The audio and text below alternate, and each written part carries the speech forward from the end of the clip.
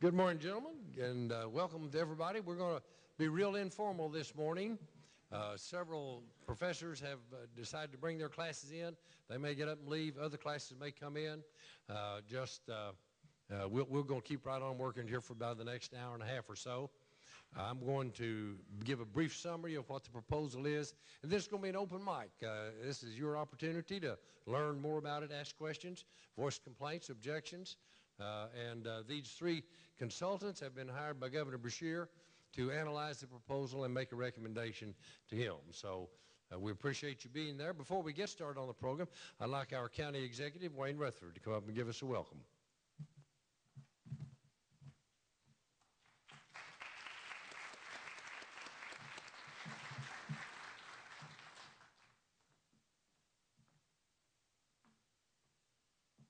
Being Chief Executive of the greatest county in the United States has been a distinct pleasure for me all these years. But let me say this, we contributed a lot to the world, Governor. Back in the Ice Ages, the only thing left was the hilltops of Central Appalachia, if you read your history, and all the seedlings for the whole world that grew up in China and everywhere else came from Appalachia. We contributed a lot.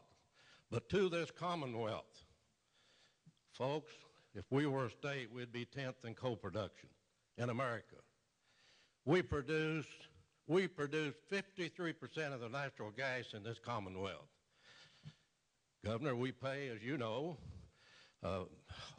about 32% of the severance tax paid into the state budget from this county.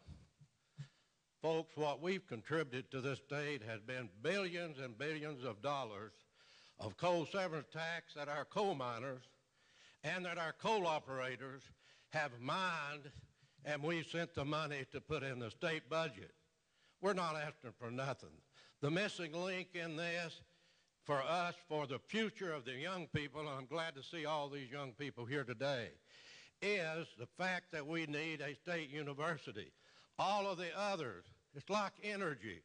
We need the coal, the gas, the air, the water, to solve these problems in America. Education the same way. We need all these universities and colleges. But folks, we need that missing link for the future generations of the coal counties and the counties of eastern Kentucky that's contributed to the world and this nation. And we're glad to be here, and I hope I'll be able to meet with these folks before they leave town. Thank you, Governor Patton. We are a progressive county because of Governor Patton's tenure, ARC, and of course the coal severance tax, which we only got back 4%, now we get 12%. Thank you all, and God bless, and glad to have you in this great county. Thanks,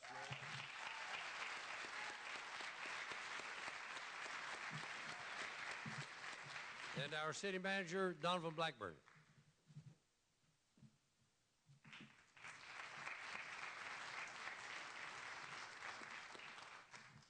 Thank you, Governor. On behalf of myself, Mayor Justice, and the Pikeville City Commission, I would like to welcome you to the city of Pikeville. Twice named as one of the best small towns to live in America and a certified gold-level Renaissance community. A full-service city with an aggressive, comprehensive plan with 7,000 residents and a service area of over 240,000. The county seat to the largest county in the state with a large coal and natural gas producer dubbed as the energy capital of the world.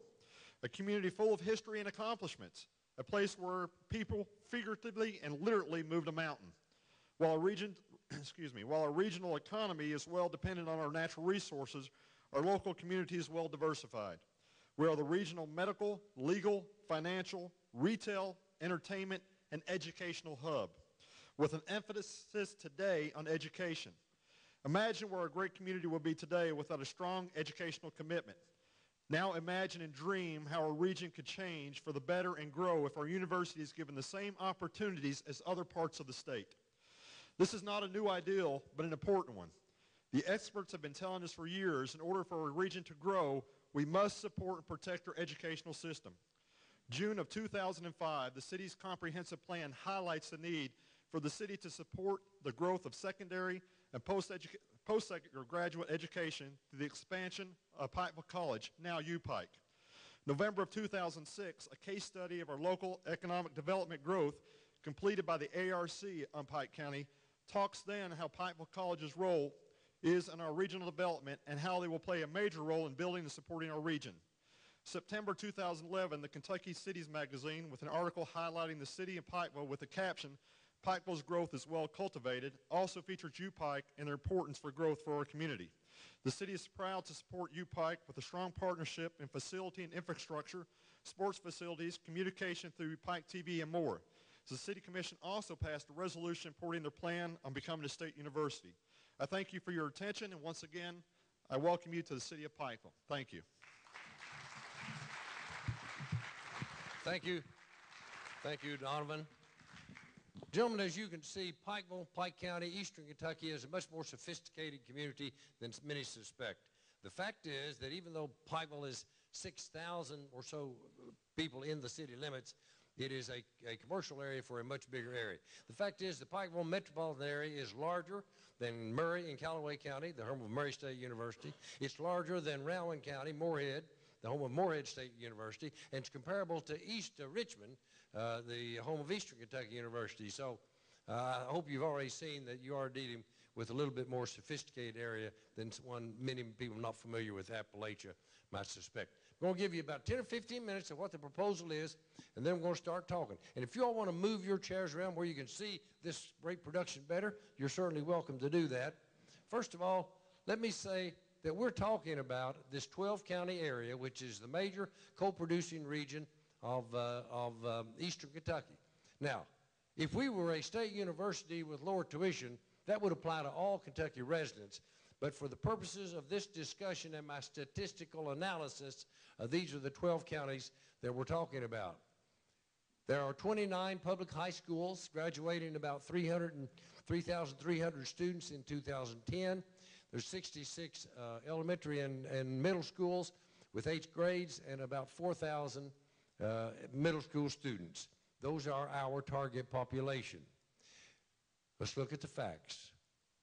Of the percentage of Kentucky adults 25 and older with a bachelor's degree, and the bachelor's degree, in my opinion, is the gold standard of education today. If you go back to ancient history, when I was out of high school, the high school diploma was considered most adequate for most people.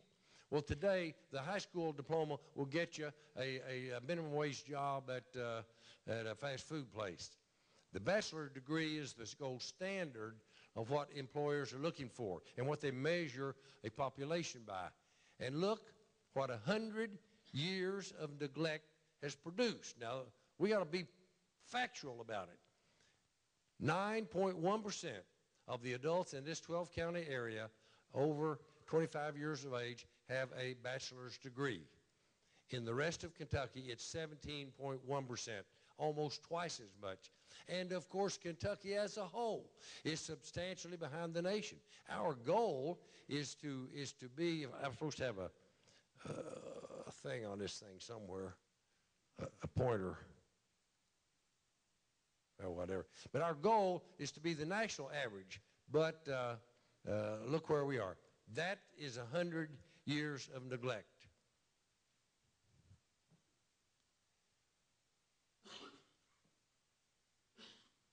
In 2010, the high school graduates from this 12-county area enrolled in college. And this is some of the data that I want to ask them to verify. I'm not saying that I think I'm right. We've done the best job we can. But it would appear that our students go to college comparable with the rest of the state. But they go to community colleges. Now, let me say, community colleges are great. They serve a great purpose. And we envision a partnership with the community college. But the bachelor's degree attainment rate is what we're trying to address. The fact of the matter is, in associate degrees produced by the community colleges and certificates produced by the community colleges, we appear to be doing all right compared to the rest of the state. But of our students that go to college, 64% go to a community college, 38% go to 38% in the rest of the state. But look at this next statistic. As far as in-state public universities, the low-cost, Moorhead, Eastern, UK, U of L, Only 17.2% of our students enroll in a state-supported university, and the rest of the state, it's 49.1%. That is a startling statistic. On its face, it proves we are not being adequately or fairly served by the state-supported university system. That is my case. And tell me how to push this clicker, make this thing work. My laser pointer. But at any rate, so that statistic right there is we are 86% of the rest of the state.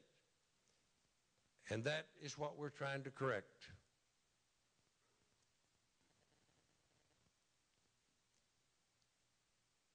This is the enrollment of the 2010 high schools.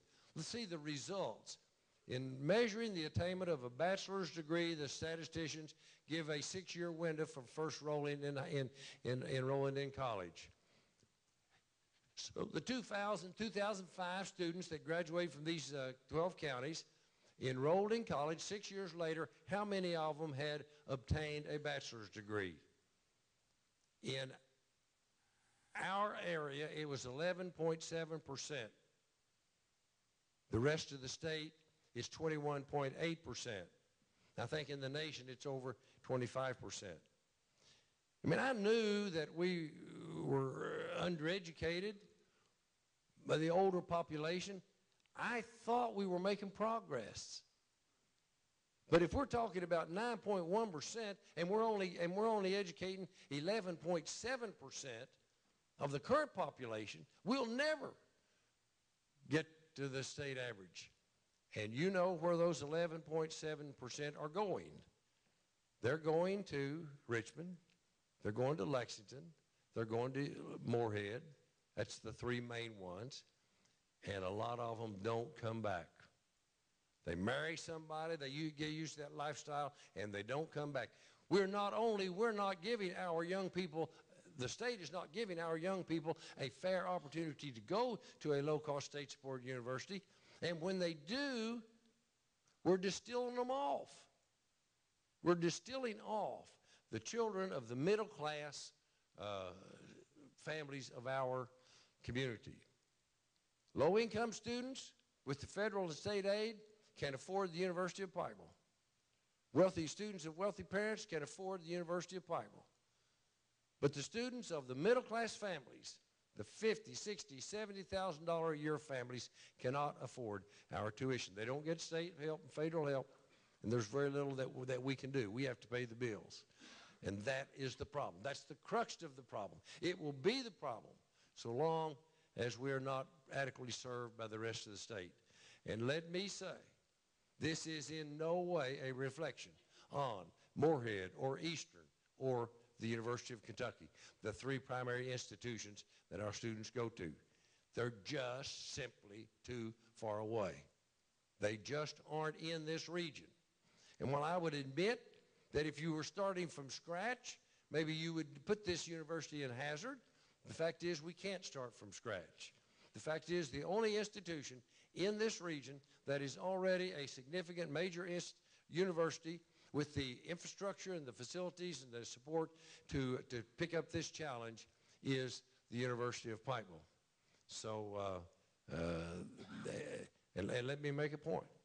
This is not about saving the University of Pikeville. If this doesn't happen, we're going to continue to be here for another 122 years like we have in the past. We're going to continue to serve the people that we have in the past, but we cannot do the job that needs to be done because we have to pay the bills.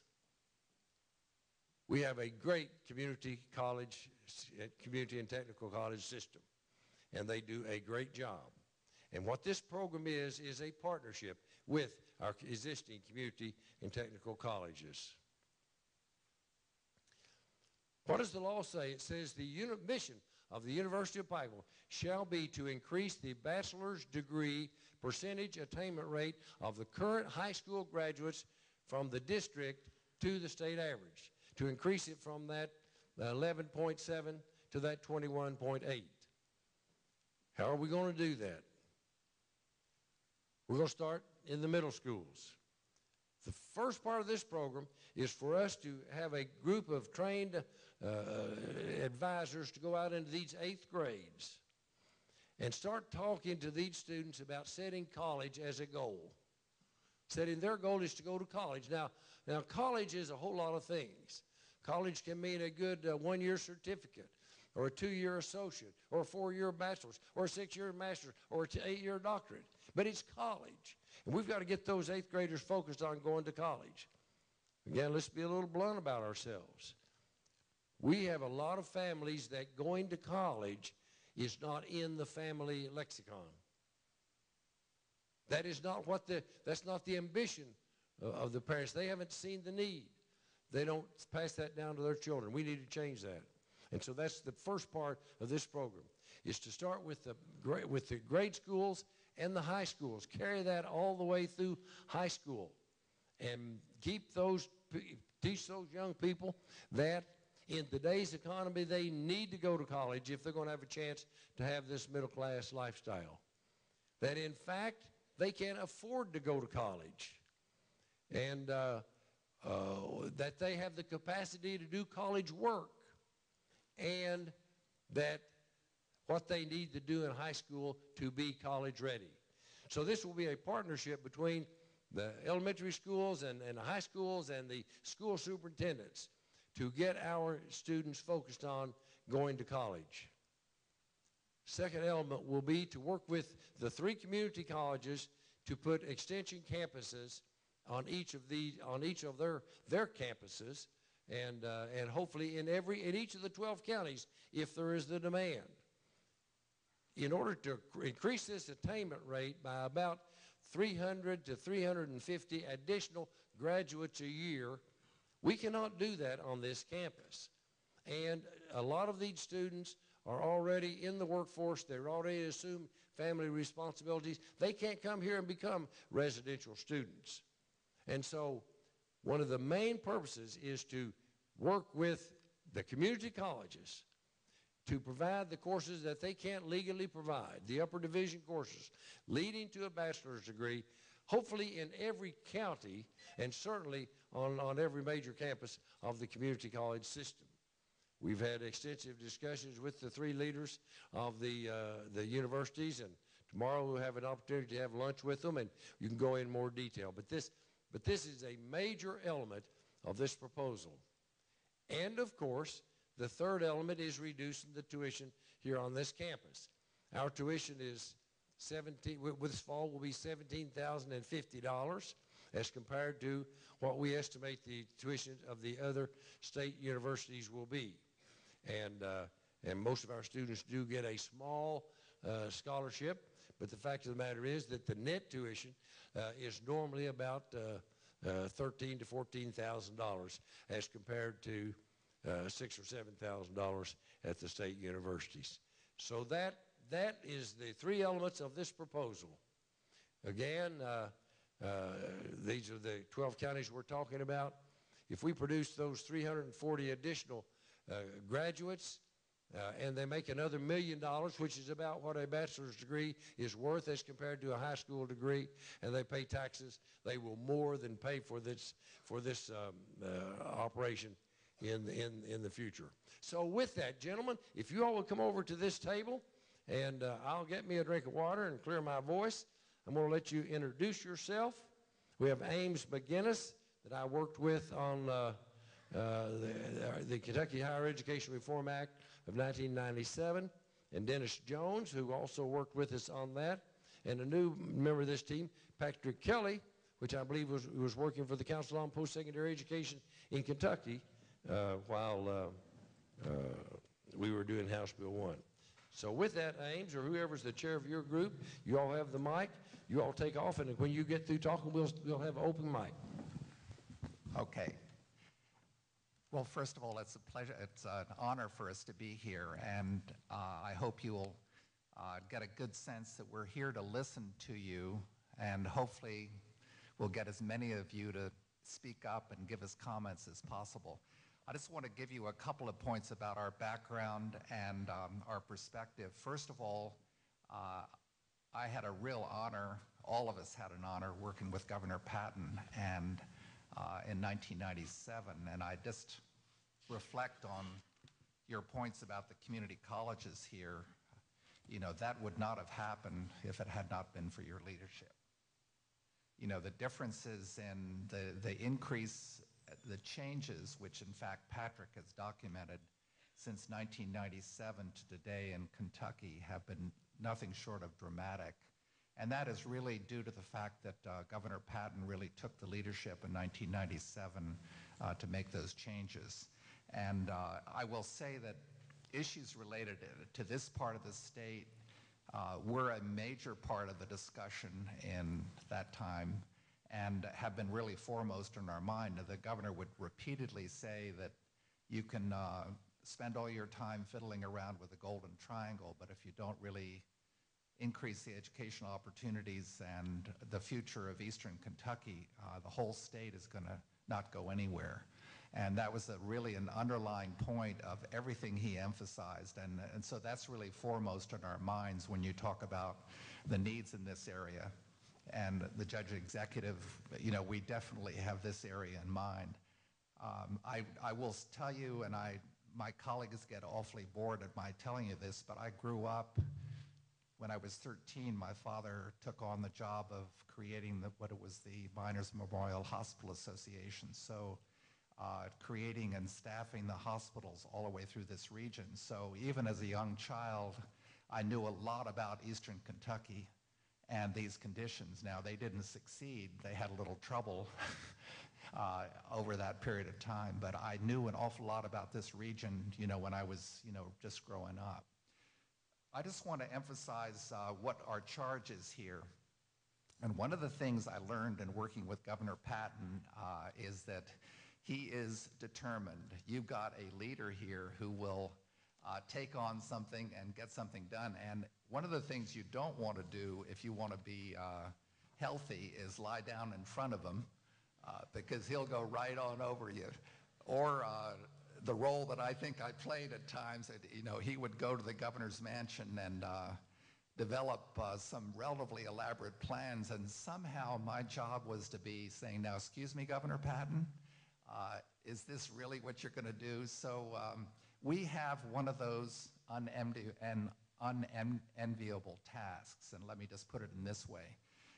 We were asked, we responded to an RFP, which we did probably a month ago, which admittedly probably was part of the political process, in which people said, well, before you start doing this proposal, which the governor has just outlined, you need to have an independent consultant come in and look at some issues.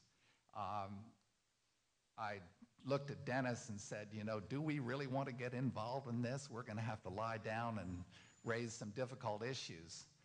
But frankly, we're committed, very committed. I think our sort of a lifetime commitment to Kentucky, and we felt that if anybody was going to do it, we probably ought to take it on. But we have to take an objective look at this issue, and I just want to go down the questions that we're asked to do in this project, and we've got to get it done immediately because the legislature wants to have the answers. We have to look at what the needs are in this area, and the governor has outlined these, and he said very politely to me, he said, well, Ames, I've done the analysis, for heaven's sake. Just tell me I'm right, and we'll just go right on. I said, well, there's no way we're going to have any credibility if that's what we do. You know, his analysis is very good, but we'll try to get Patrick has been working in Kentucky. We have really good data, and we've gotten incredibly good help from this university and background information, but we're going to have to put that together. We've got to take a solid look at what the implications are for the University of Pikeville. What kinds of changes are really necessary in order to play a different role? And if you look at this institution, just the data that we've looked at, this institution has gone through dramatic changes under Governor Patton's leadership.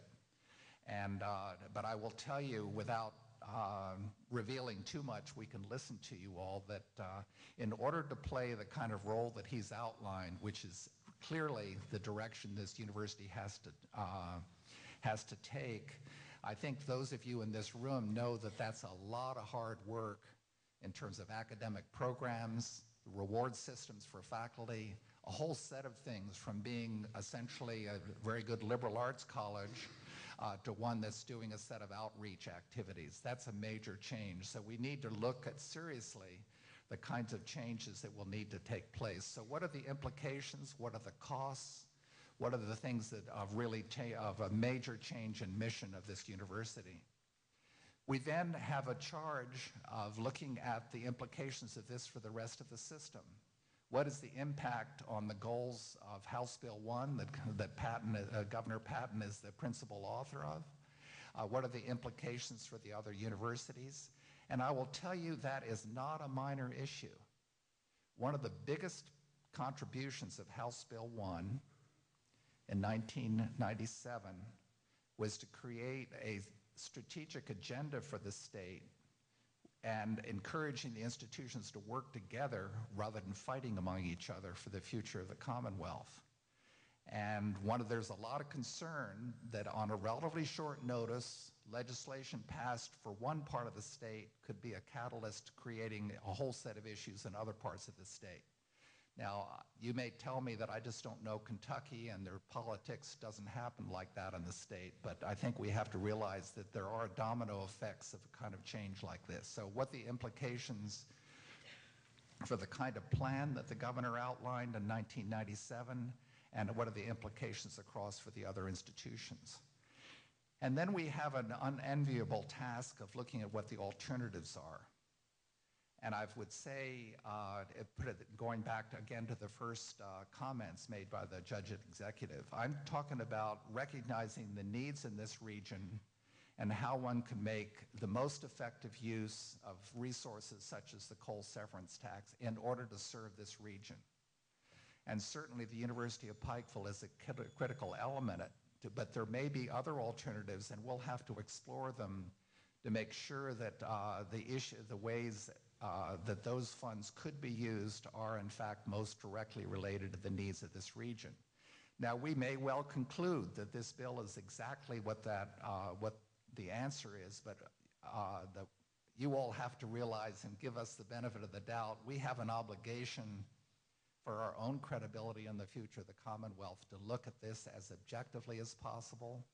We're going to do it as expeditiously as we can, so we're not going to just drag out this process. But at the end of the day, the current Governor Beshear is going to hold us accountable for having taken a hard look at this and look at other alternatives to serve the region. This isn't other alternatives not to serve the region, and the question is how we serve the region effectively. So one of the real issues we want to hear from you are probably in this order.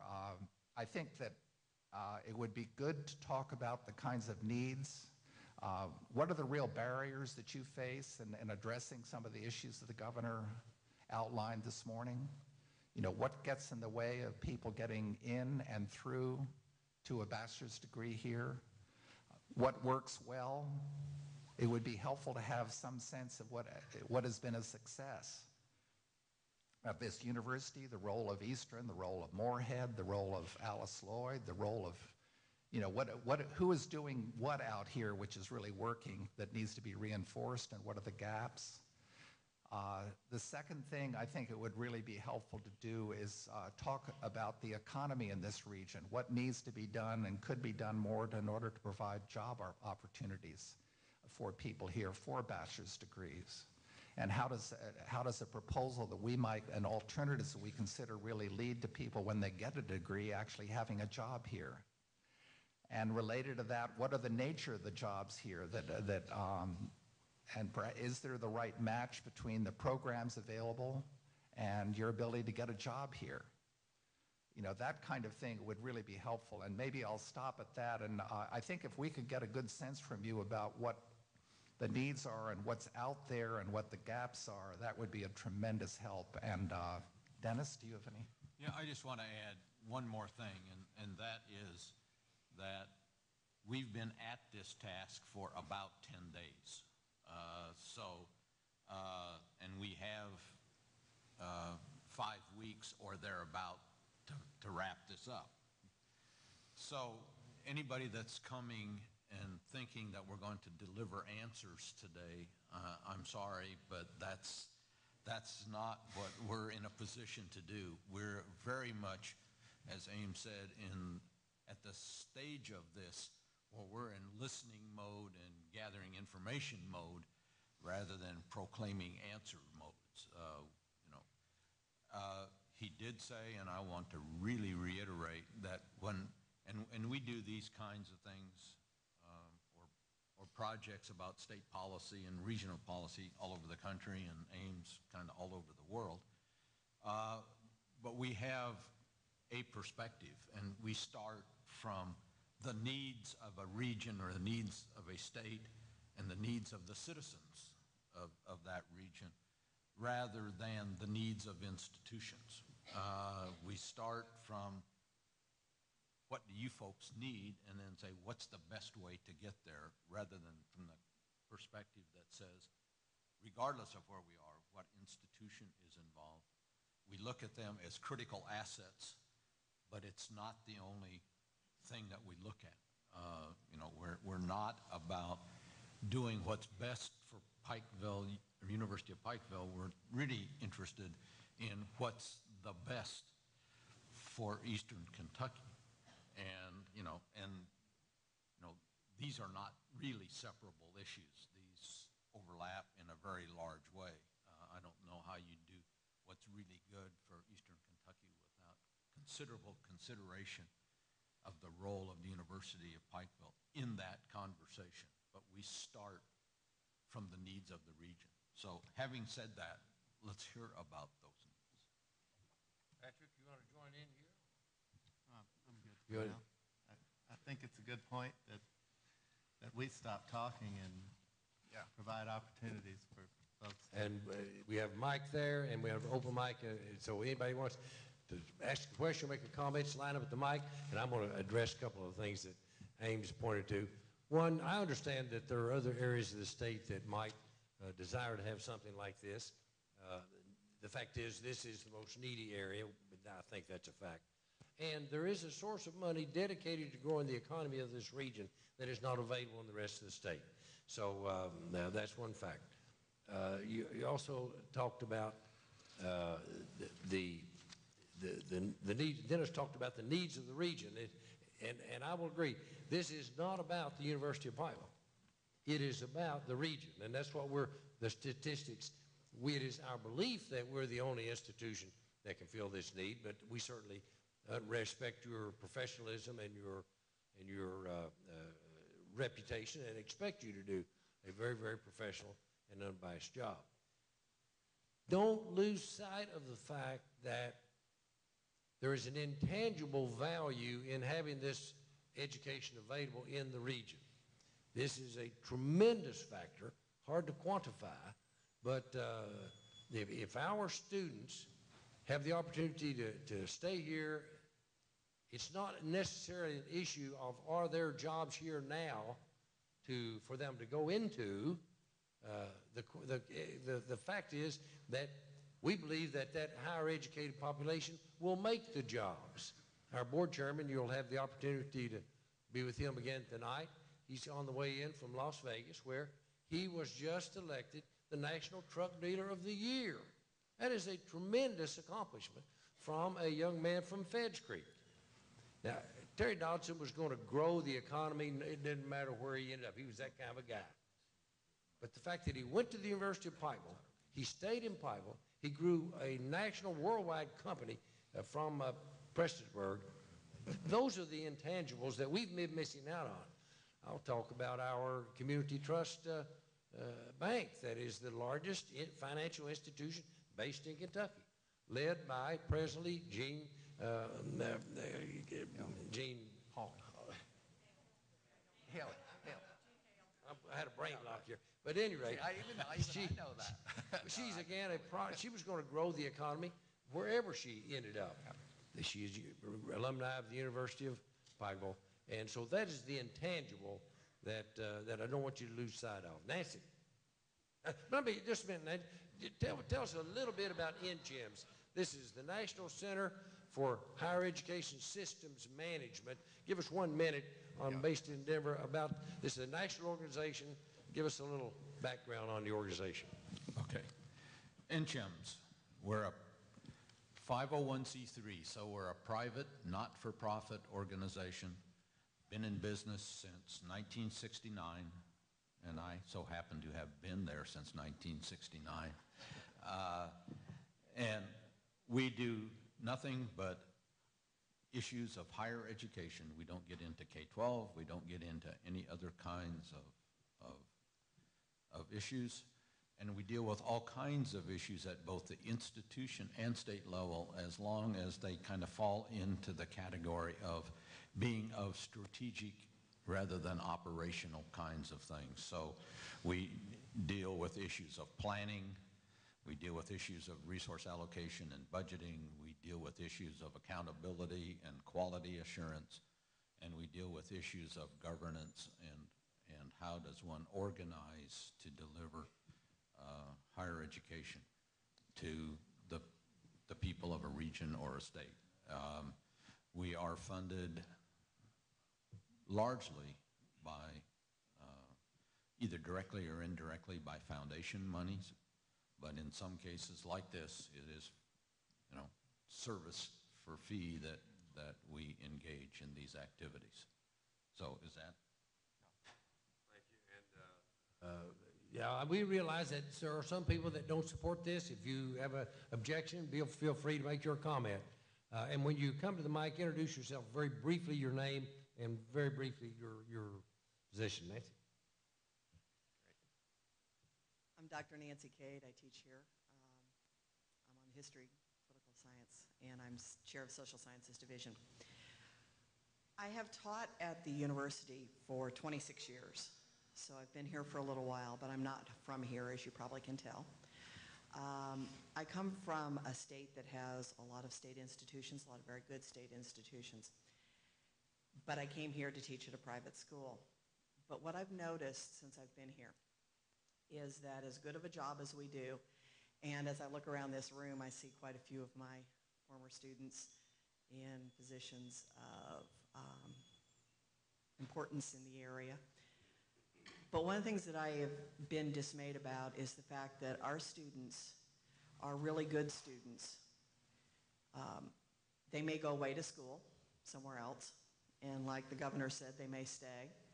Or many of them come back here because they don't like going to Lexington or Richmond. They want to stay in Eastern Kentucky. And we've done a great job of serving Pikeville. But I think if we did become a state school, if we were allowed to expand, we could serve more counties with our outreach programs. These are places that education simply doesn't get to as far as bachelor's degrees, master's degrees. They do go out into the community colleges, but they don't get the four-year programs. And this area is underserved. And when we were talking about this before we came in here, someone said to me, and I think he had a very good point, I don't know how the state can afford not to do this. We have allowed this area of Eastern Kentucky be underserved. If you look at the map of the state, you will see that most of the counties are served much better than Eastern Kentucky, and Eastern Kentucky's been ignored for way too long. And I don't think this can be allowed to continue. We have to do this. The coal industry is not as profitable as it used to be. We simply don't have industry here. We don't have the jobs here, and we need a way to make them, and I think education is the way to do it. When people ask me, I travel all over the country, and people ask me what this area is like, because they know that coal is losing its influence. It's simply not what it used to be, for good or for ill. It just is. It's really sad when I tell them, well, we have a Pop-Tart factory. We need more than that. And I think a state university getting into the counties to discover the wealth, the people, it has to be done. So that's my comment for today. Great. Thank you. Thank you.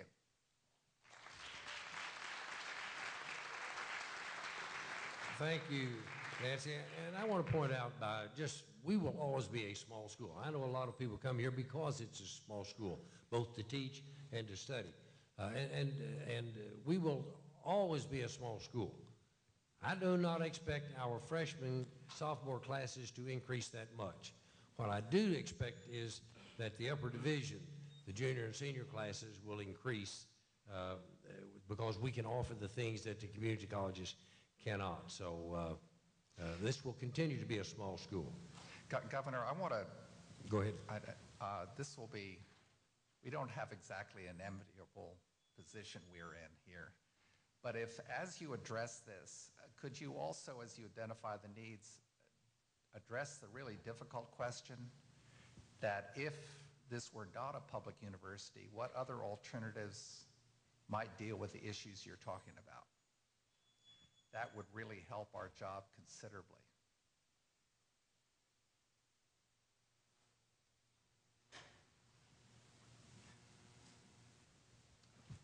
Dr. Mary Simpson, Chair of the Nursing Division, and been here several years at the University of Pikeville. Not to answer that last question, but in general, you had asked about the industry that is here. The healthcare industry is one of the larger industries in our area, and I think as you see in Pikeville itself, Pikeville Medical Center is going under great expansion also. So it then goes to see that the greatest number of jobs that will be in the healthcare industry, that being nursing. We have a 2-year program in nursing. We have and the community colleges have that also. Majority of our students are coming in, get a 2-year degree, get out and make a good paying job in nursing. We have single parents, et cetera. The greatest increase we've had in the last few years are males coming into nursing being retrained from the coal industry. They want to go out and get a good paying job and love nursing too. But along with that, that is a 2-year degree. Nationwide, the trend is toward a 4-year degree, a bachelor degree in nursing. There's all sorts of literature behind that to support that. In our area, we just had developed in the last year nurses who are already out there, RNs, to come back in and get a BSN, a Bachelor of Science.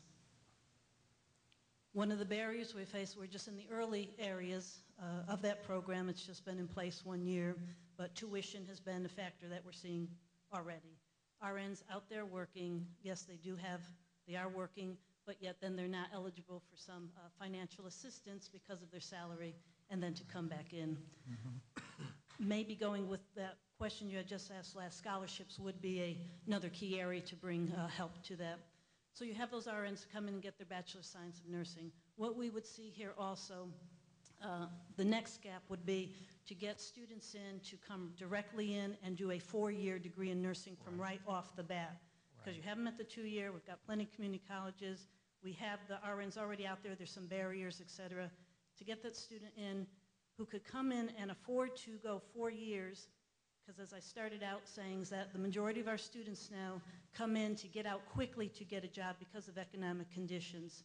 So with possibly having decreased tuition, that opportunity here close to home, come in, go through a 4-year, come out with a Bachelor of Science in Nursing, feed directly into the healthcare industry. They're asking for more and more, and then again, nationwide, that is the way to go in terms of better healthcare. So I would just make that position. Great. Thank you. Can I ask just a question? Yes. Are there other competing RN to BSN programs in the region? In the region, where we find out there is Moorhead, and there is EKU. Some have some satellite programs with that. One of our other competitors are online programs too. Thank you. Thank you. Any students out there want to make a comment? Former students. Thank you, Governor, and my name is John Doug Hayes. I live here in Pikeville, lifelong resident, born in the building that is now, I believe, part of the library for the college. When I came out of the Air Force back in the 60s, I came to Pikeville College. I could afford to do so because I was offered a basketball scholarship. That's the only reason I could afford to do so.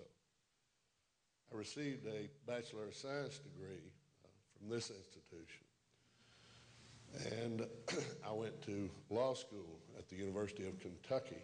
I received a Juris Doctor degree from that institution, excuse me, in 1972. I came back to the mountains. That's where I wanted to come. I had gone to school, remember, here at this college. And my comments are directed to what Governor Patton mentioned in his statement. It's what I call the brain drain from eastern Kentucky. It's where people, when they leave here to go to school, tend not to come back here. So we say sometimes the brightest and the best are leaving eastern Kentucky. Those people we need so vitally to build a future, they're gone. They're marrying people from out of the region. They're just not tempted to come back here. And I want to put a personal face on that. As I said, I came back here and I've been a 40-year lawyer now. I'm also Deputy Judge of Pike County, not actively practicing. And I'm glad I came back here. I love Pike County. I love eastern Kentucky. I love this school. By the way, I do have another degree, a master's degree from Liberty University in religion. So I hold 3 degrees. I'm most proud of my degree from Pikeville because it got me started in those other directions. I have 6 children, and that's the personal face I want to put on this, what I'll label the brain drain. Those children went to high school here. I'm going to start with the oldest, my son John, a very capable student. He went to Princeton University. I had the ability to afford that, and he holds a degree from Princeton. He came back and went to UK Law. Degree from there. He's lived in Fayette and adjoining counties for the entire time thereafter. Married a girl from down in Versailles, and that's where his family is being raised. My daughter Kim went to Indiana University, got a degree in journalism. Worked in journalism a while, eventually went to law school. She's practicing law up at Columbus, Ohio, now. Another one of our bright young people out of this area. Another son went to the University of Kentucky, got a degree, is working with an engineering company in Lexington, married and has a family. Another son got a degree from the University of Kentucky, and with a classmate started a business in Japan, a computer-related business. He now lives in Japan. Got another son, went to the University of Kentucky, got a degree. Now, he came back here, can't find work. And I expect he'll have to leave the area, but nevertheless. And I have a son now who is in the University of Kentucky. And you may say, well, why not UPIKE? And that would be a valid question. I'm in that range, that economic range, Governor, where I couldn't afford to send him to UPIKE. And that's sad, because this is where he needs to be. He needs to be in a smaller situation. He needs to be here because I'm hoping at least one of my children will come back here. And in my golden years of life, I can enjoy him. But that's the personal face of our brain drain, and exactly what the governor was talking about. Now, you say, well, what's the answer? Morehead? I hardly think so. Another fairly large school. How long does it take to drive from here to Morehead? Way too long. Eastern, the most misnamed university I ever heard of, Eastern Kentucky, is sitting down in central Kentucky. I mean, goodness gracious, give me a break. Yeah. And what's the other one, Governor, that serves us? Okay. UK. Yeah, that's easy. And it doesn't say, I'm telling you, mountain people love the mountains, and they want to stay at home. And that's what I have to say about that as Forrest Gump so adequately put it. Thank you very much. Great, thank you. Now we're going to get a bona fide student. Well, my name is Justin Prater. I'm a business major here at Pikeville, and I'm a little bit nervous, so, kind of. Don't be nervous. I'm not shaking your voice, but, my grandfather, my great-grandfather, my dad were all coal miners. I'm the first person in my whole entire family throughout its history to ever obtain a college degree. So, I plan on doing that.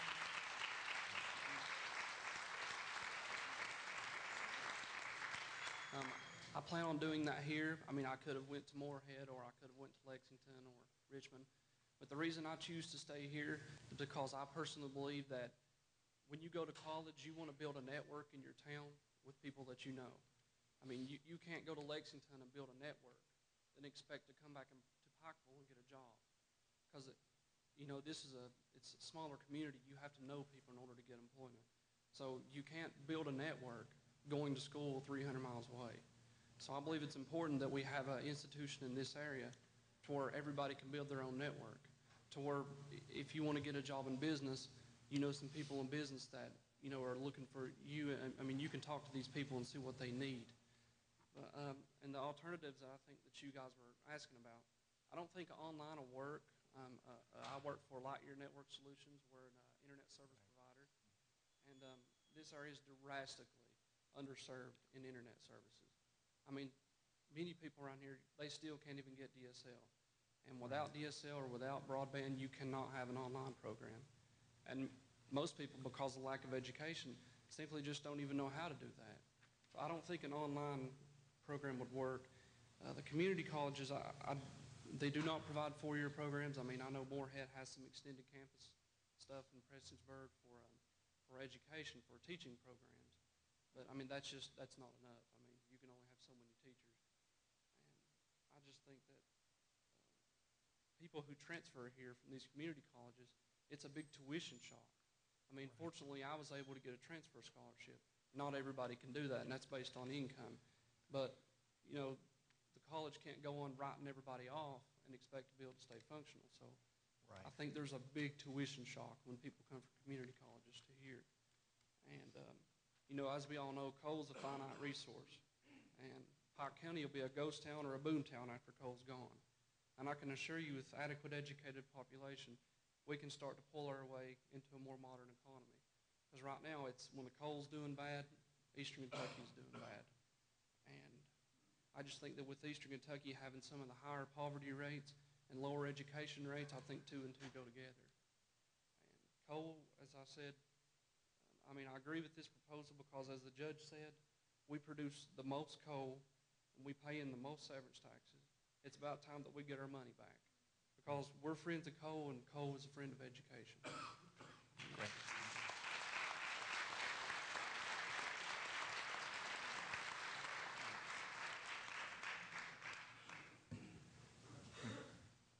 I'm Basil Clark. I've taught here for 20 years. And I just want to address briefly one issue on a proposal that I have read in some of the opposition articles, and that is to increase the scholarships so people from this area can go to either EKU, UK, or Moorhead. I have nothing against those schools. I have a bachelor's from EKU, a master's from UK, and a master's from Moorhead. So I'm familiar with the schools, but I started college personally when I was 27 years old, a few moons ago. And during 2 of those periods, when I was a student at EKU and a student at Moorhead, I was living in Breathitt County, and I had to commute. At the time, I could not move my family there, so I had to commute. So the proposal to say that we should just provide more scholarship money so that students can commute from here to those schools for those non-traditional students who want to go to college, it is a near impossibility because from Breathitt County to EKU wasn't too bad, from Breathitt County to Moorhead wasn't too bad. from here to either EKU, Lexington, or Moorhead is a problem. So I think that should be taken into consideration. Thank you. Could I just ask you, I would assume that you would, however, support use of the, for example, the coal severance money to make it really much more affordable for people to go here, though. But that's an alternative. That should be something that is done here. Right. But Yeah. for a lot of students who are non-traditional students, it's really not an option to say, well, give me more scholarship money to go to these To other go somewhere else, universities. They need to but be narrowing closer the to home. cost to making it affordable here Right. is okay. Thank you.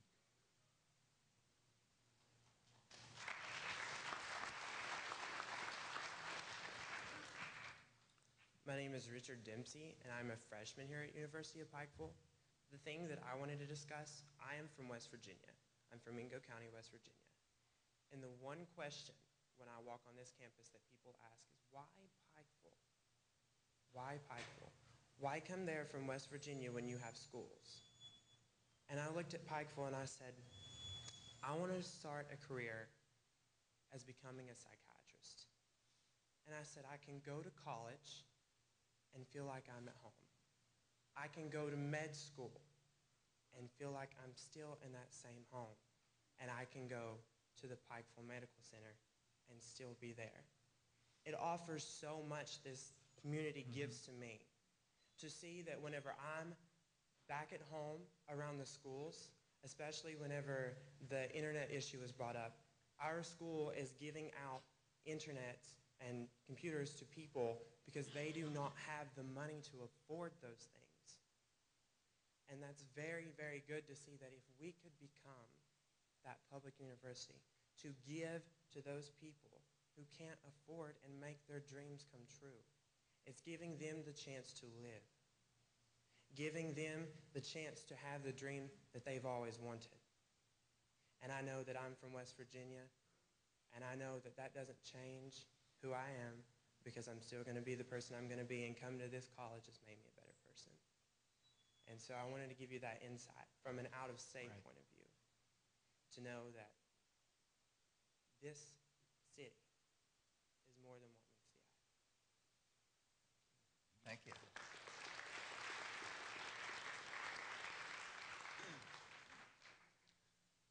My name is Evan Pittman. I'm a freshman here. This is my second semester. And, well, I'm from Eastern Kentucky, a little bit north in Ashland, but still consider myself an Eastern Kentuckian. And this region has a long tradition of hard work, of just self-determination, pulling yourself up from your bootstraps and getting to work and making your own way. I'm the first person in my family to ever go to college. So that kind of, I guess it puts a little bit of a burden, but you know, you do what you can. And so I guess what I'm really trying to say here is there are towns all around Pikeville in the adjacent counties north and south of here, and the towns in those counties are, well, they're dying. A lot of my family is from Louisa to the north in Lawrence County. And I've, lived there a lot of my life, spent a lot of my days there. And I've had to watch that town slowly shrivel up and die. And it's sad, because the people that I know there, they're all hardworking, they're all good-hearted people. They do what's right, if they never really had much of a choice for school. And so they went to work in the mines or construction or whatever they could find. And, well, it's different now. I mean, you can't deny that. We have to, it's almost imperative to get a degree if you want to find any kind of work. And even if you do, then you still won't be able to, there's no guarantee that you will ever find a job, no matter what. And that's something that a lot of people don't realize. They tell you, get your college degree, get a good job, you'll be all right, But there are people who, they might get their degree, and then they'll be working a job as a waiter or in mines, and they're trying their best. But Pikeville is growing. It's growing fast. It's growing almost, well, very fast. I mean, you've seen the construction projects around the town, the medical school building being erected right now, the additions onto the hospital and all those.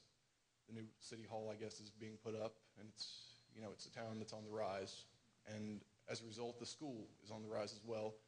I think we had a new enrollment record last semester, if I'm right. I don't know if I was, or, you know, I think I saw that on the website. But it's getting to the point now that we need some help from the outside to help us grow, to accommodate the needs of the people in this region that are, you know, seeking an education so that they can make a better life for themselves. And Pikeville will continue to grow, and the school will continue to grow with or without, I guess, the aid from the government to make it a public institution. But it won't grow as fast, and it won't be able to meet the needs of the people who really, truly need Pikeville and the University of Pikeville without it being a state institution. You know, there are a lot of things that you can sit and talk about tuition costs and all that, and that's a big part of it. But another large part of it is diversifying the curriculum in the school and adding more classes and being able to make more jobs and being able to give the students who go here more of an option than if they don't know what they want to do than just saying, well, just be a business major or just be an education major. Do something like that. And that's not right, because if you want to be truly happy in your life, you have to find something that, A, you really like, and B, that will give you enough money to be able to, you know, live comfortably. I mean, well, that's about all I got to say on that. So thank you for your time. Yeah, thank you.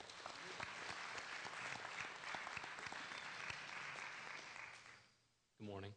My name is Robert Klein. I'm a biology senior here at Pikeville, and I've gotten accepted to Kentucky College of Osteopathic Medicine next year. I originally moved from Fort Lauderdale, Florida, to come back to Pikeville. I was born originally in Pikeville, raised in Florida, and it's a culture shock coming from a hustle-bustle rat race of Fort Lauderdale to a laid-back, oh, we'll get to it later, atmosphere here in Pikeville.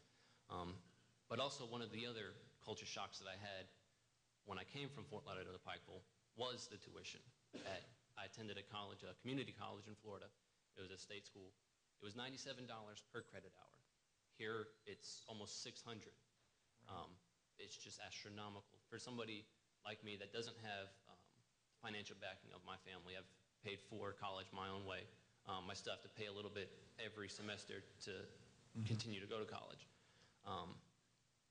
And thankfully, I was able to do that with, like one of the prior students said, with a transfer scholarship. I get a $3,000 scholarship. I would not be able to make up that difference, or would not have been able to make up that difference had I not gotten that scholarship. But one of the problems that I want to address as a future physician of the area is the need for the physicians in this area. Current physicians now, they have a 6 to 8 week long waiting period before they get to see a patient. A lot can happen in this 6 to 8 weeks. You know, somebody call up with abdominal pain. You know, that may turn into appendicitis in 3 days. They don't have 6 weeks to wait. Most of the physicians currently practicing or, you know, going into retirement, they have thousands of patients. What are going to happen to these thousands of patients once these physicians retire? Who's going to take over that need for the physicians? One observation I've made, because I'm going to the Kentucky College of Osteopathic Medicine, is the large deficit in the tuition to attend this college. Right. You know, when you can go to UK or you go to U of L, you pay almost $10,000 to $12,000 less a year. You know, so instead of getting out and, you know, $120,000 worth of debt, you're up to almost $180,000 worth of debt, compounded with the interest, so on and so forth. So it doesn't behoove an individual to attend this college and stay in this area when they can save $60,000 to go to UK or U of L. You know, it's just an observation that I've made, and I've actually taken into consideration. And if it wasn't for my love of the people here, or love of the, you know, my family here, my ties here, I personally don't think I would have made that decision to stay here. I don't know what this implication has for the med school, what changes this form or this transition would make for the medical school, but I definitely think that's definitely something to take into consideration. Thank you. Thank you.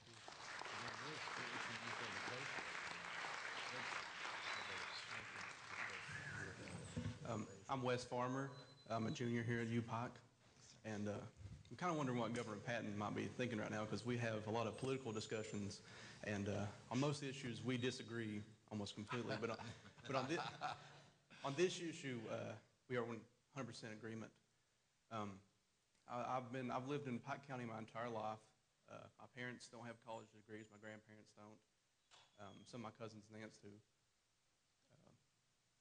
And I love this area. I would be pleased to live in this area my entire life if I had to, and I would even choose to. But I talk to people a lot from my high school and some surrounding high schools about what colleges are you going to. And they always, the top 3 choices, EKU, Moorhead, UK, maybe Louisville. But they hardly ever mention UPIKE or, Pikeville College. And I ask them, I kind of hint at them, hey, what about UPIKE? Why don't you go here? And the first thing they always say is, it costs too much. I can't afford it. Yeah. And, with this becoming a state school, the tuition would drop dramatically.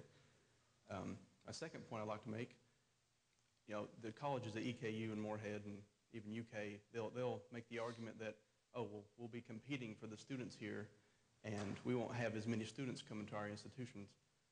I think that's a good thing. That's the point. That makes not just the University of Pikeville a better institution, it makes those colleges better colleges too, because, for the students, because they'll have to offer, they'll have to provide more incentives for them to come there if we are on a level competing ground.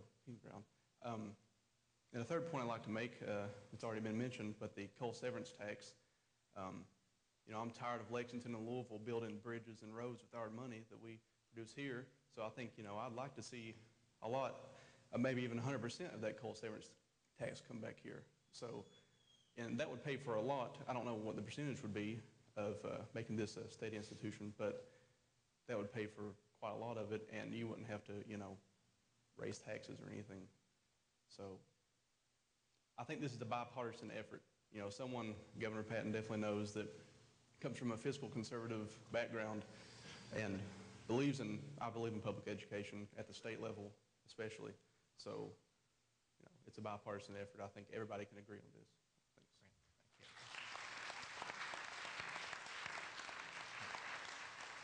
Thank you. Hello, welcome to Pikeville.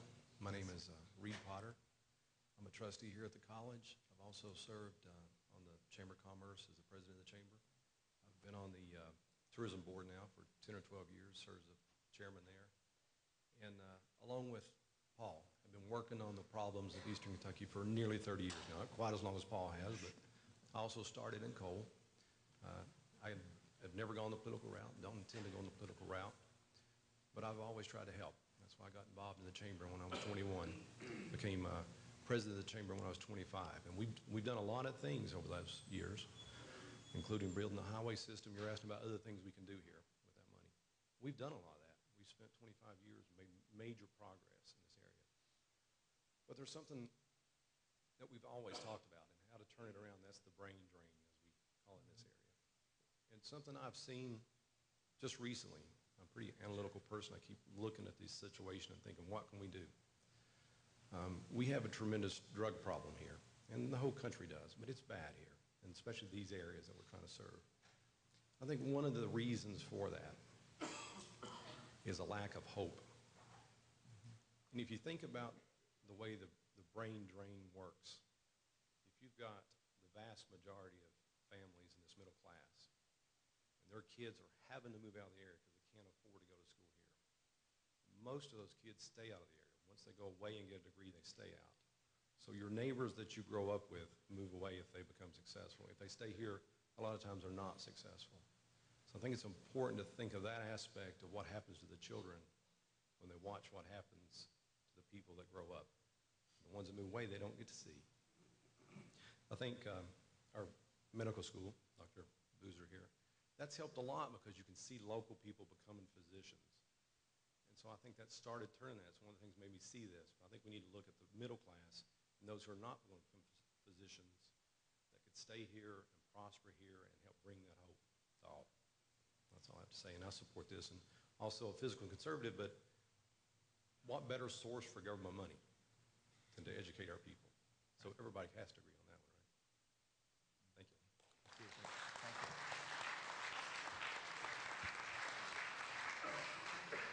you. Good morning. I've been here since about 1975. My parents left in the 50s and worked in Michigan and the other areas and then came back in 75. So I've been here since I was 21. Started in the technology industry and I've been here ever since doing that. I've started several companies and one of the main ones that we did back in the 90s, Paul, if you remember, was a regional technology company that brought telephone service and broadband here. We grew it to a 50-county, $30 million company, regionally headquartered here, and had over 200 employees. Grew it from 0 to 200 employees. I'll tell you that one of the hardest jobs in that is not so much that we didn't have the talent pool here to keep that kind of company going, but to actually have the education without having to educate them ourselves. Basically, it took almost 10 years from 96 to 2005 to really get the management staff educated on how to run a technology company. So I could see a need here regionally. If our country is going to be a technology nation, this rural area needs the technology development and education just as much as any place else does. So I would highly support that. We're a very progressive community, as the judge said earlier, and I would support that. On a personal note,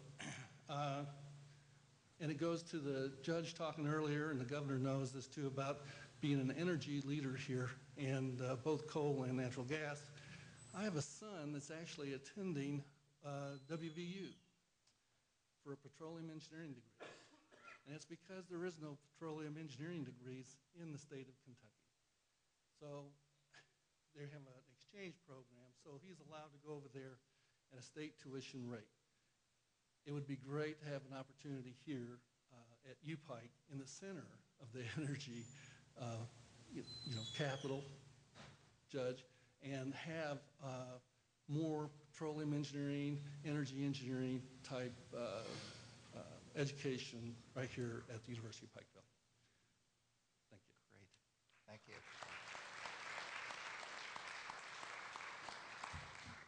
Good morning.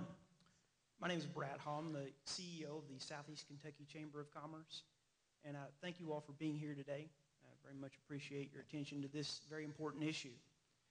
Before I get to some planned comments I'd like to give a personal comment or two, and that is I grew up in a very, very small town called Weeksbury, Kentucky, in southern Floyd County, and a big, big town of 450 people or so, an old coal town, and it was a very, very secluded town, and really, really enjoyed my time there, but the thought of college started from my parents. We had no one in our family that had a college degree, and they always wanted me to go to college. But the thought of going to University of Louisville or Moorhead seemed many, many, many miles away and seemed almost out of reach. And this university was here at Pikeville College at the time, but the cost of that university was very, very hard for my family. I was very blessed to get an academic scholarship, and that was how I ended up at University of Pikeville. And it's very important to me, this university is. In fact, I was married in this very room. But without that scholarship, I wouldn't have been able to attend here. And many of my friends who were very capable of going to college couldn't go to college because there was no way for them to go 2.5 hours away, pick up, find a place to live, and be able to go to school. So they missed those opportunities because they couldn't get a scholarship, couldn't afford it. So I'm sure there's many, many examples of that in this area, and I know that.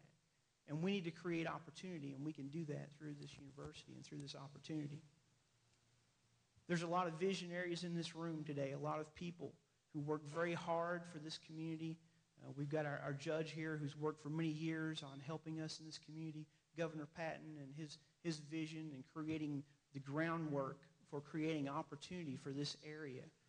I believe that this this transition to a public university is the true road, the true destination to get us to a diversified economy that we so desperately need. We've been working for years and years using our money, our coal severance money, to build that road to get us to that path.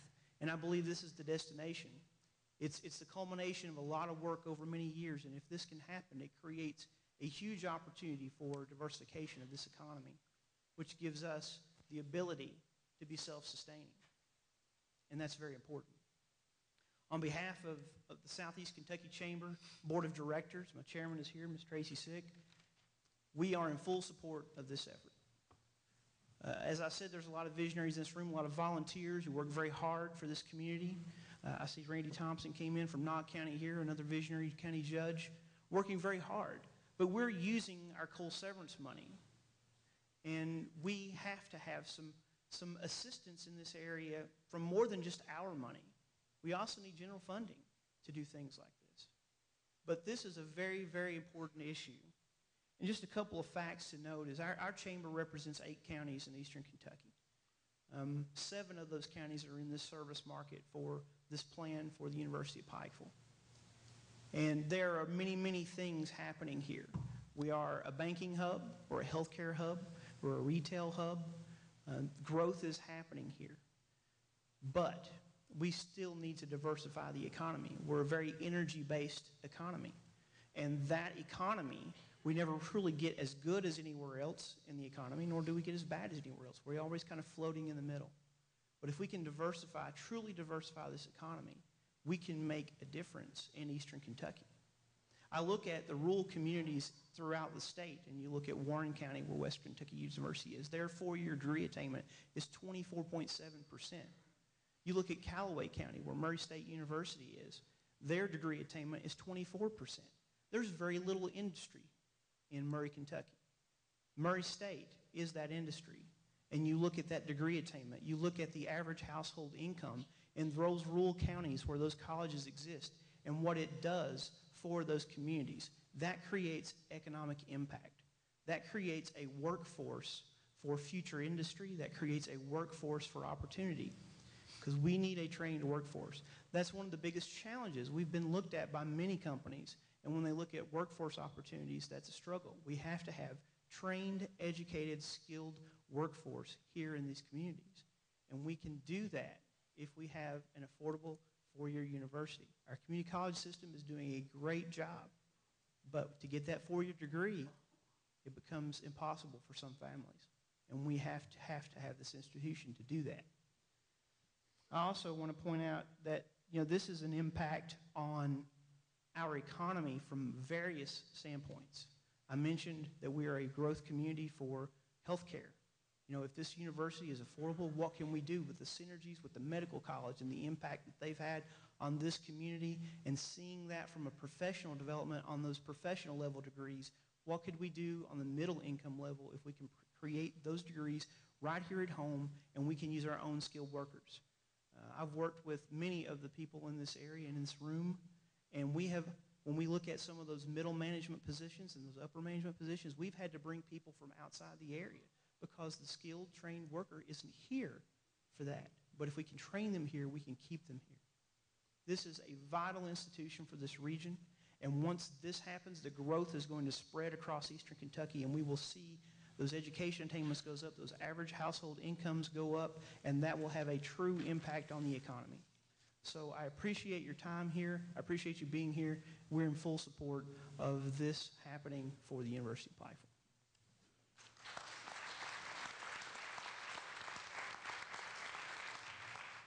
Good morning. I'm Doug Lange. I'm the Vice President for Finance and Business Affairs of UPIKE. Access to education was something that this university was founded on 122, 123 years ago, to bring access to higher education to the people of Appalachia. Today, access can be equated to affordability. We live in a fairly impoverished rural area. There is a significant amount of wealth, but it is not distributed to all citizens equally. And the bottom line is, if we have fallen short anywhere in the execution of our mission, we have struggled to maintain that affordability. Now, on an absolute scale, as a private institution, this is an exceptionally affordable institution when we compare ourselves to other institutions across the United States. For this region, it continues to be the single most critical barrier to getting a bachelor's degree. It's affordability. Now, we open our doors to anybody that wants to come, and sometimes they try, and for all of the help that we give them in scholarships, we do the best we can, but at the end of the day, we have to keep the lights on. We have to pay our professors.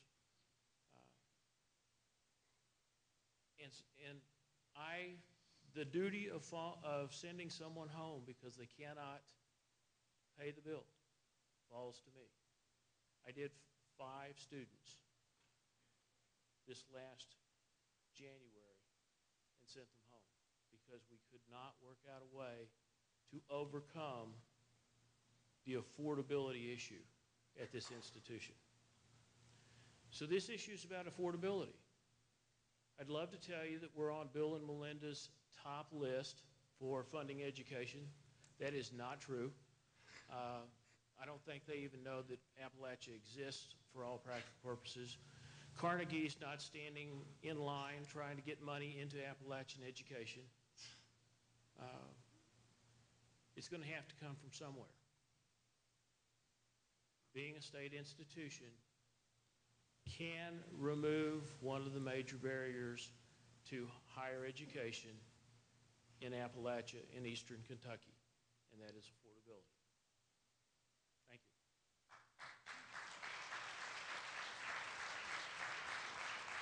Good morning.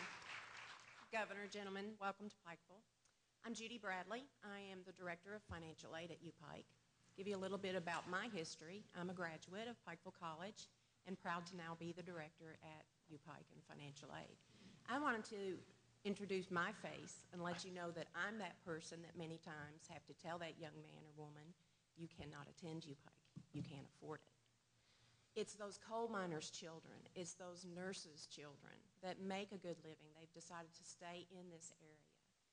And they want their child to stay here, to, like Doug, to stay and to raise their grandchildren, where grandparents can visit on Sunday afternoon. It's that group of children that we have a hard time helping. Yes, we have a wonderful scholarship program, and it has changed significantly and improved significantly with Governor Patton's help in the recent years, but it's not enough. I many times don't want to put students into debt. Our current average debt is over 20 grand a year. In addition to those students that Doug talked about, that he has to try to negotiate another payment while they're in school to take care of the rest of the debt that they owe this institution. So it's many times they're back and forth from our department to the business department on how am I going to take care of this debt. They don't realize maybe they're excited. Our admissions staff does a wonderful job. I would compare them to any institution in this state, in this country, as far as recruiting students. We have something really to offer. But when you sit down and you look at that bottom line, and you know you have a limited amount of money you can offer that student.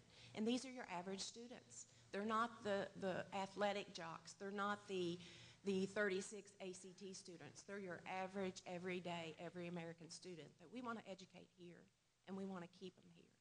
So help me in being able to tell those students, this is your place. Thank you.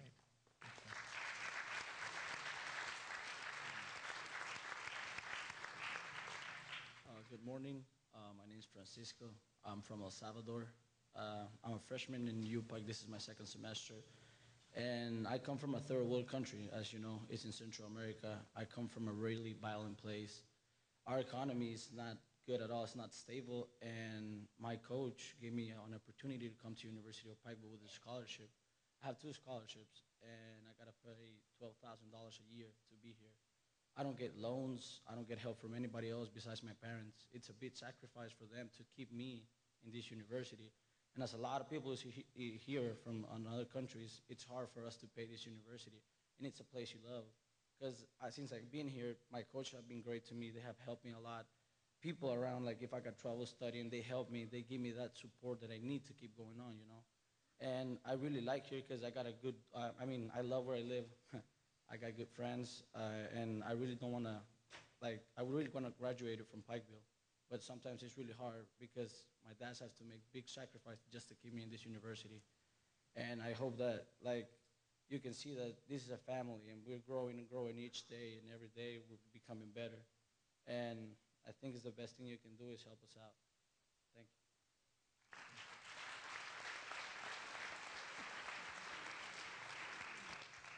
Hello, I'm Billy Davis, and probably the eldest speaker you've had.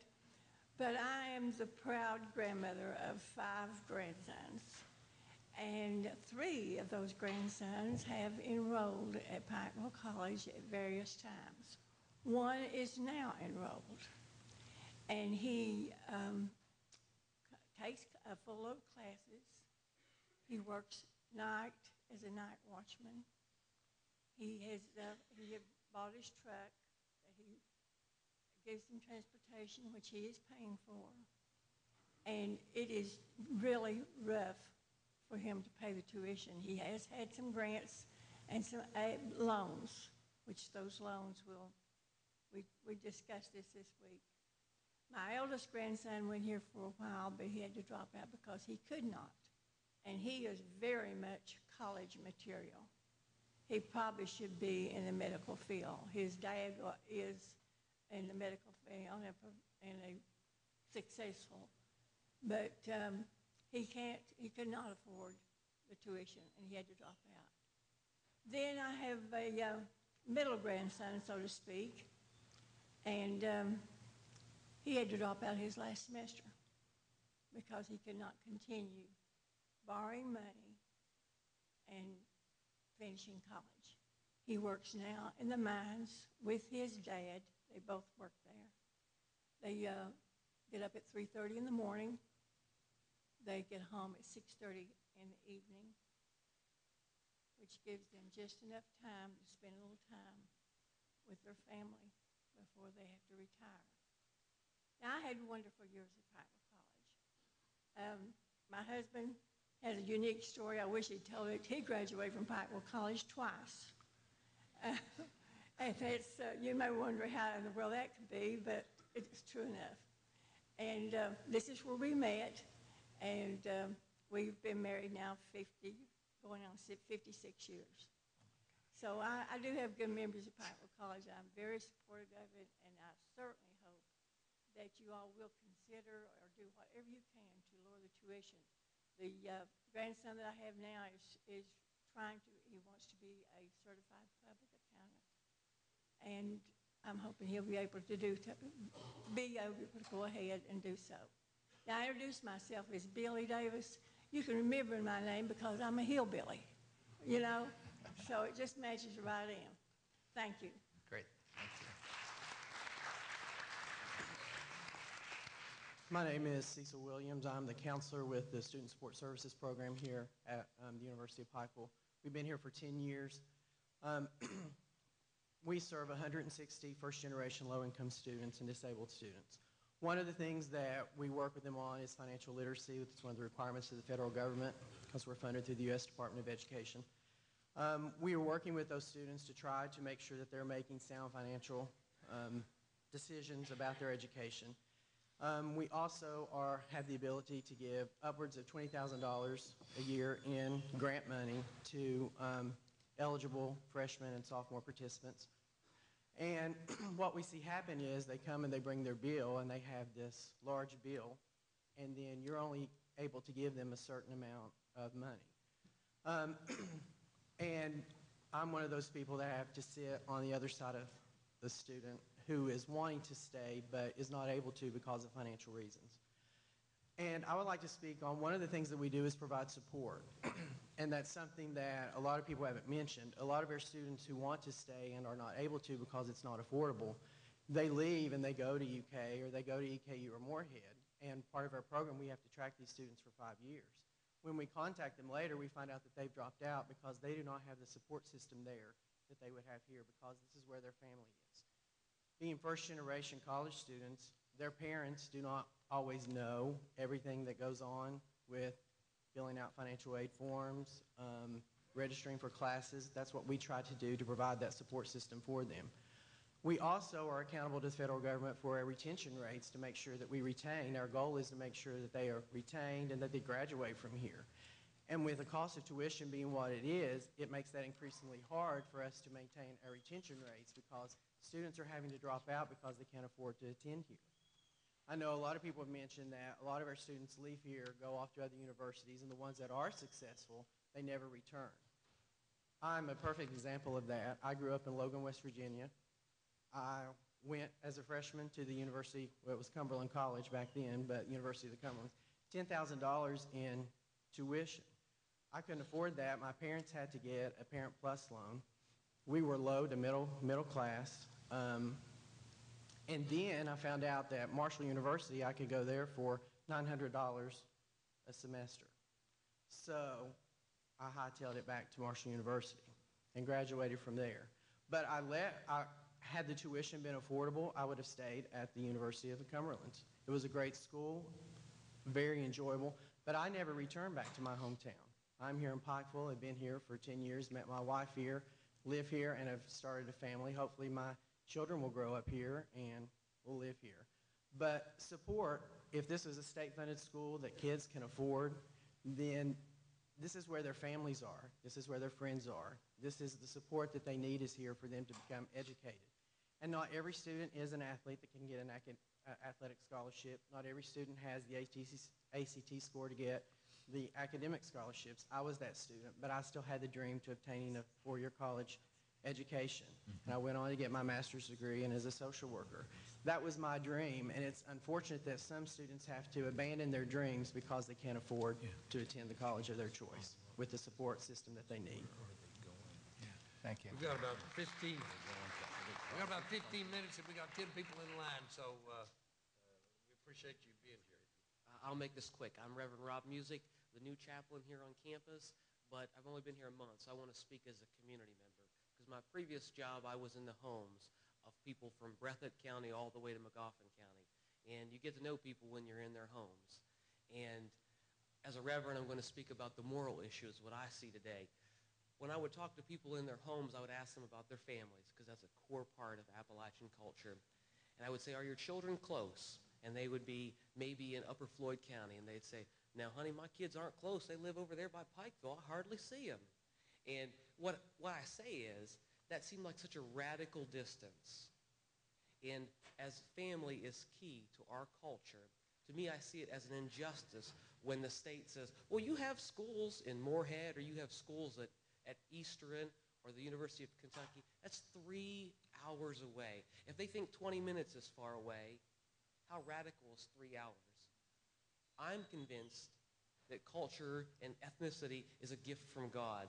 And what I see is a rejection of the Appalachian culture, a denial of the appreciation of what God is doing within this culture, and I see it as a moral issue of separating people from their families, dismissing that, because that may not be as important in other cultures. And the image I want to leave you with is, although I grew up out of state, I grew up in an Appalachian home. I'm the first boy in my family line to graduate high school. My dad, a blue-collar guy, dirt all over him. We'd get home from working under people's trailers. But when we'd go out in the summer times, he'd put his arm around me and pull me close and tell everybody, he said, this is my boy who's going to college. And the key is, one, the smile of my dad, but two, that he had me close. Imagine giving that to this culture of being able to be kept close with that great hope. Thank you. Amen. I'm Dudley Hilton. I coach football here at University of Pikeville, and this is my first year. I've brought up in Springfield, Kentucky, and when I was brought up, I had opportunity to go to Eastern or UK or Louisville, pretty handy. Most people in that, talking about the culture, that's what I was brought up with. I came to Breathitt County, coached there for several years. It was the least junior college or Hazard Community College. It was a culture there. I went to Bell County, and the culture there was Southeastern Community College. That's what the kids were brought up around. I moved down to Bourbon County, stayed down there several years, and they talked about UK and Eastern. And I went back to Bell County, I went back to Southeast. But now here I'm at the University of Pikeville, and I can see the need of a state school here for these young women, young men to stay in this area. I look at, after doing the recruiting part, I never was used to what went on in these universities and these colleges, but I can look back at the days I stayed in Breathitt County and Bell County, watching young men go to community college for a year or two and drop out and never make it. But because they wanted to play sports, but all your big state schools, they give all the scholarships. Go look at Eastern roster or UK's roster or Moorhead roster and see where all the scholarships goes to. And these young people here in this area, again, I'm a flatland man that was brought up down there with the culture of going to the University of Eastern or Kentucky. But here, a young man, you try to get him to come here to play a sport, and he says, Coach, I can go to Eastern about $4,000 cheaper, and I can come here and get my brains beat out on the football field. So he misses that opportunity of playing sports because he don't have a school here that he can play. He could go to Union or Cumberland or somewhere like that, or University of Pikeville, but all he's going to do is get himself so far in debt that he don't have that opportunity. But, I'm just saying that the culture and the environment of these counties that the governor put up on the board, I've been at 2 of them, and I know what the culture and the environment was. They need a state school here in this area so they can stay here home and get them an education that's right here in their area, that they can stay here and help this area. Thank you.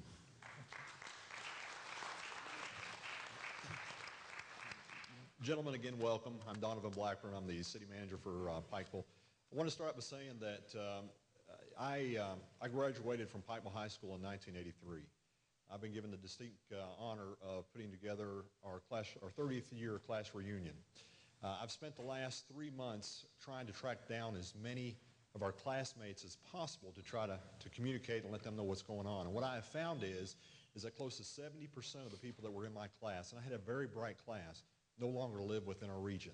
A lot of these folks live actually outside the state of Kentucky as well. And these are doctors, engineers, attorneys, et cetera, et cetera. And these are the best and the brightest that have left our region for too long to go to help fuel other parts of not just the state of Kentucky, but also parts of the nation.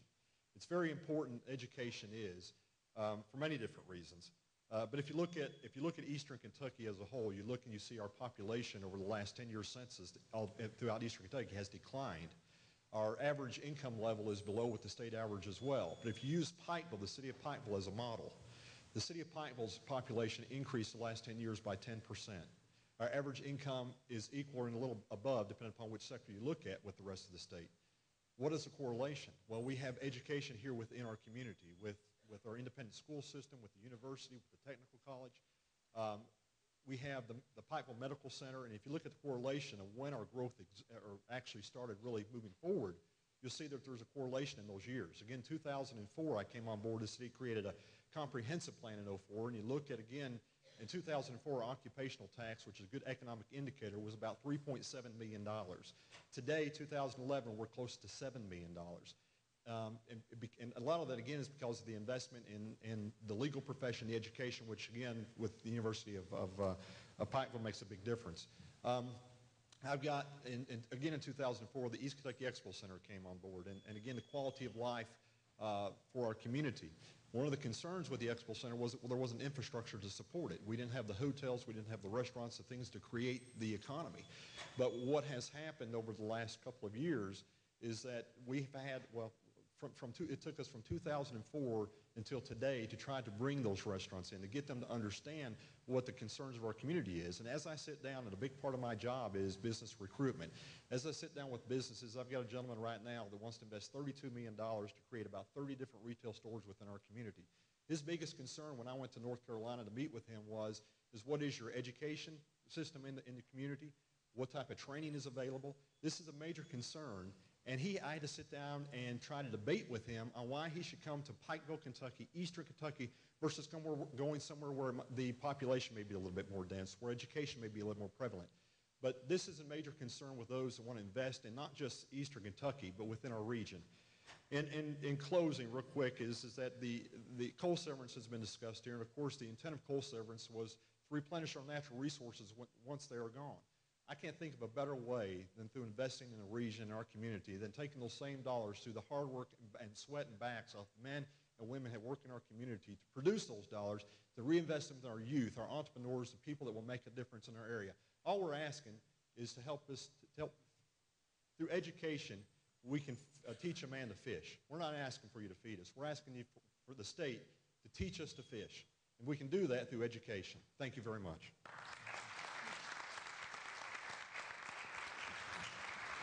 Yes, sir. My name is Dustin Fitch. I'm a sophomore here at Pikeville. I am the SGA representative for the sophomore class. Do bear with me. I did write a couple things down so I didn't forget. The first thing is I'm a student that came from the work field. I was a police officer for 9 months. I spent that 9 months as a police officer and determined that the work field and the workforce was at a terrible decline. It was going nowheres. I received a scholarship from Pikeville. I'm also one of those students that Ms. Judy Bradley talked about. I go every day back and forth, financial aid, business office, trying to find out how I'm going to pay for school. $25,000 in debt is terrible at my age. I mean, that's unheard of. Coming here to Pikeville meant I was close to home. Family's 20 minutes away. There's family here every day. You can't walk around this campus and not see someone you know. If you go anywhere else, go to UK. You're going to see people every day for the 4 years that you're there that you've never met before. That's not possible here. Another thing is the fact that, gentlemen, the money is there. You can't tell me it's not. The money is there. They talked about Ashland's roads, Lexington's bridges. Louisville's wanting to do everything they want to do up north. Why can't Eastern Kentucky get anything? What did we ever do wrong? My father broke his back to help pay for everything else. And now I'm the one that suffers consequences. Thank you. Thank you. Let's try to let these last 5 guys have their say. We've got to finish up. Go ahead. Hello, my name is Stephen Vaughn. I'm a junior here at UPIKE. And this is one of the best institutions in my mind to come to because the outpour of caring and support from these faculty and staff is overwhelming. I am 24, which means I am just at the age where I'm coming off of my parents' income taxes. And if that wasn't the case, then there would be no way that I could afford to come here. And a lot of what you find in this area with your high school graduates is they either go out into the workforce and they get a job in coal mining or construction or whatever they can find, or they either go to Moorhead or EKU or something like that because they just hands down cannot afford this institution. And one of the major impacts of this becoming a state university is that your tuition would be cut over half. And why not give our younger generation something to look forward to here at home, and an institution to look forward to coming to here at home, and it be an affordable price, not have to worry about how am I going to afford this, how am I going to pay for this. Because what you're seeing here is you're seeing a lot of students go out of state. You're seeing a lot of students go Western Kentucky, other places, because they cannot afford it. Why not keep our children here at home and let them get their education right here at home? Thank you very much. Thank you. Jared Arnett, Vice President of the Southeast Kentucky Chamber. Brad already spoke on behalf of the Chamber, but I'm speaking personally. You know, we always hear discussion of communities, and our greatest resource is our people. And I think we've got two cycles that are going on here in our region, and one of those is, both of those have been discussed, but the first one's the fact that my wife is a freshman English teacher, high school, and she serves a demographic that's impoverished. And at that age, those students, they've already decided what they're going to do, and college is not on their radar. We've got a group of people that their parents have never been to college, and it's never even mentioned to them. It's never even a discussion of their future. And then we've got another group of people, which I fell into, the middle class. They're looking at going to college and don't have the opportunity right here at home. I started out at Pikeville College, spent 2 years here, transferred to a public university, not for financial reasons, but for program diversity. The major I wanted to pursue wasn't available here. But I think for so long, the state has looked at a map of Kentucky and seen a black hole in eastern Kentucky and felt like it was a place where they were just throwing money at. And to go to Donovan's analogy, they've been sending us truckloads of fish, and I think it's time they send us a pole, because this isn't another subsidy or another dollar they're throwing at us, but this is an investment. This is something they will get a return on, something they can look at numbers and see. If we invest this here, we will get tax dollars back. We will get the assets of the university. This is an investment decision, I believe, and I believe it's a tremendous opportunity for the state, and I'm full support of it. Thank you.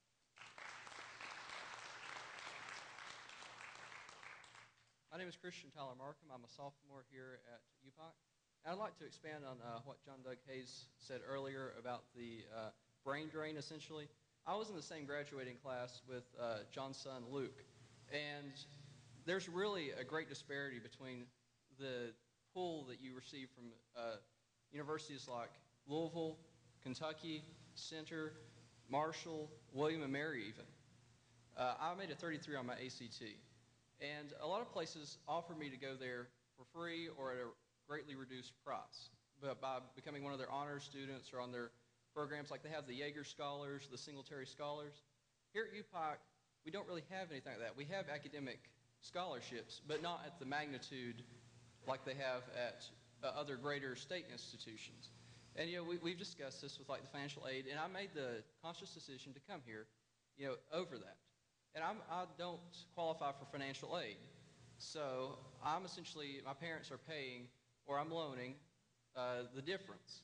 But I made that decision because I'm from this area, because I wanted to stay here and be around my parents, and because we all knew that if I did move away, that the chances of me coming back are, greatly reduced, because I will either, meet somebody and marry someone from that area, or, I might find a different job opportunity.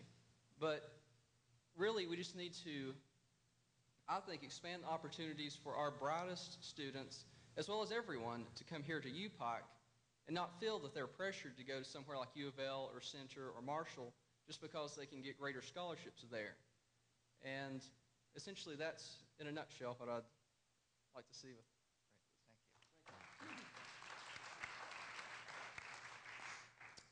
Thank you all for showing up. My name is Cody Kaiser. I'm a junior here at UPIKE. When I came here originally, I was planning to go to Moorhead, and I had everything lined out to go there. But I made the conscious decision to come here, just like the former gentleman, because this is where I'm from. I'm from Letcher County. This is about a 45-minute drive. And even though I knew I would probably have to pay more, I decided to go here just because of where it's at. And because I know that the education here, in my opinion, since I've been here, has been way better than anything I could have got at Moorhead even. Our professors here are top-notch, and I think that they're better than anything you can find across the state.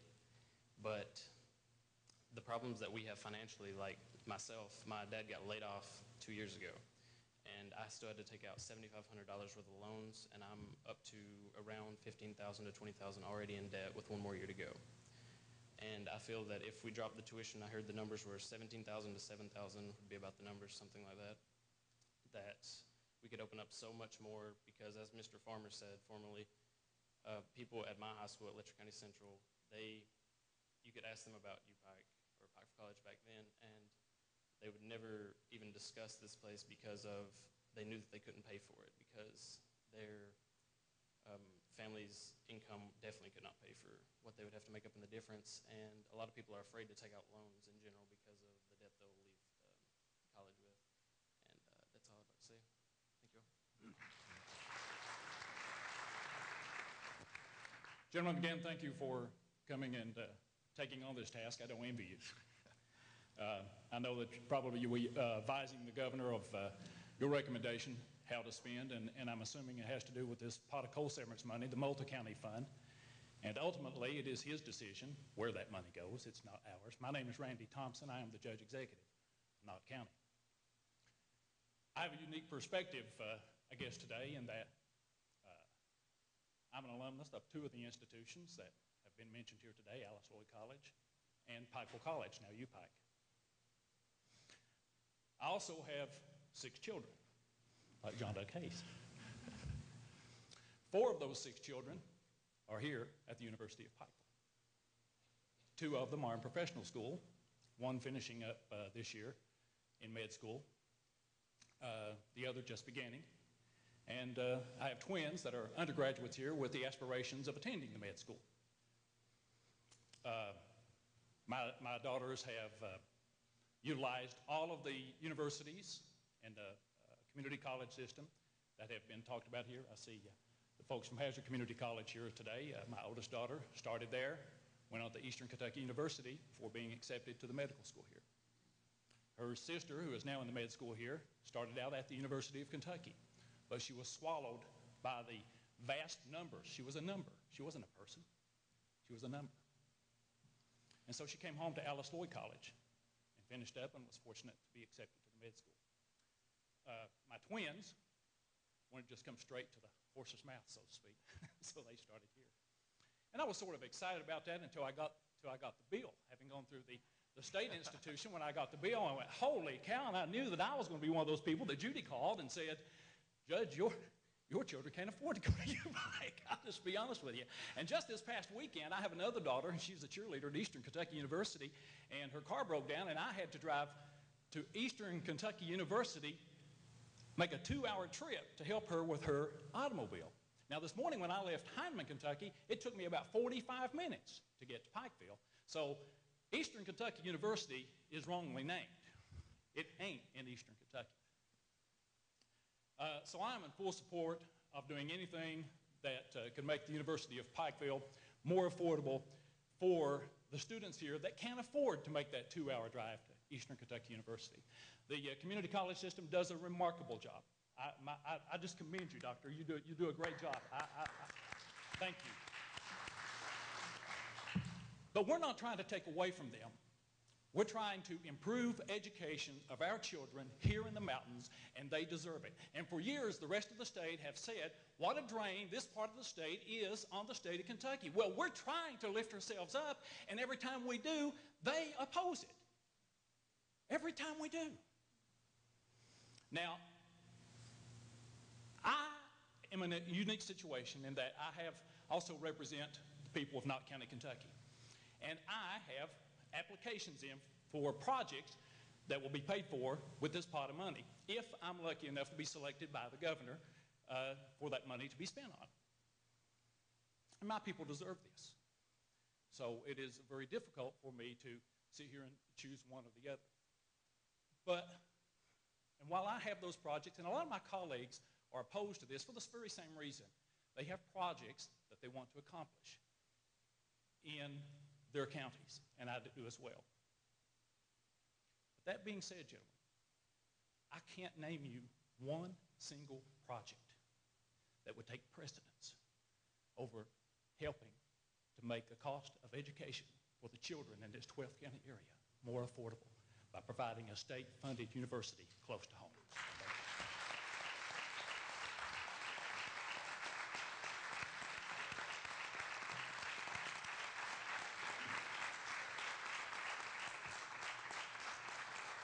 Thank all of you for being here and those that contributed to the discussion. Ames, you all have anything to add before we break for lunch?